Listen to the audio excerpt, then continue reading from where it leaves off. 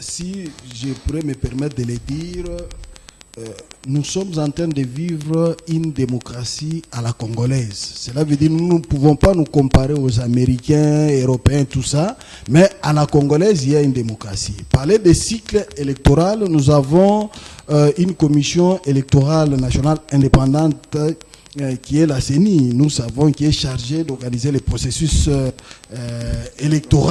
Cela veut dire qu'il y a une institution d'appui à la démocratie. Cela veut dire que cette institution ne fait qu'appuyer la démocratie qui nous a été, qui a été laissée par Joseph Kabila. Nous savons quel type de démocratie. Maintenant, ça veut dire qu'on ne peut pas changer du jour au lendemain quelque chose. Ça nous demande du temps. C'est alors que vous allez voir qu'au même moment, il y a certaines bases qu'on est en train de poser, il y a certaines organisations. Je vous donne un exemple. D'ailleurs, d'une manière générale, ce n'est pas tout le monde qui soutient les chefs de l'État.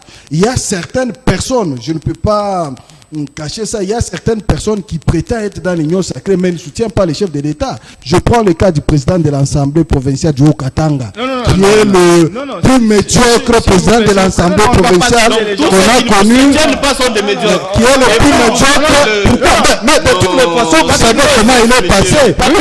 Il partait au champ, en revenant, il devient... vous allez retirer. Il devient...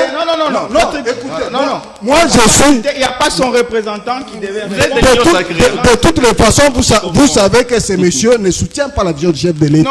Pourquoi? Puisqu'il est de l'Union sacrée, mais ce sont les gens qui combattent la vision du chef de l'État. C'est quoi la vision du chef de l'État? Dans cette vision-là, vous allez voir que vous nous parlez de la démocratie, on parle de projets, il y a certaines visions, mais certaines personnes comme le président de l'Assemblée provinciale, qui n'étaient même pas informés, ainsi de suite, qui partaient au champ en revenant en utilisant le nom de quelqu'un, il devient député. En venant député, il joue, il trahit les gens au président de l'Assemblée. Maintenant, dans la tête, c'est encore vide actuellement.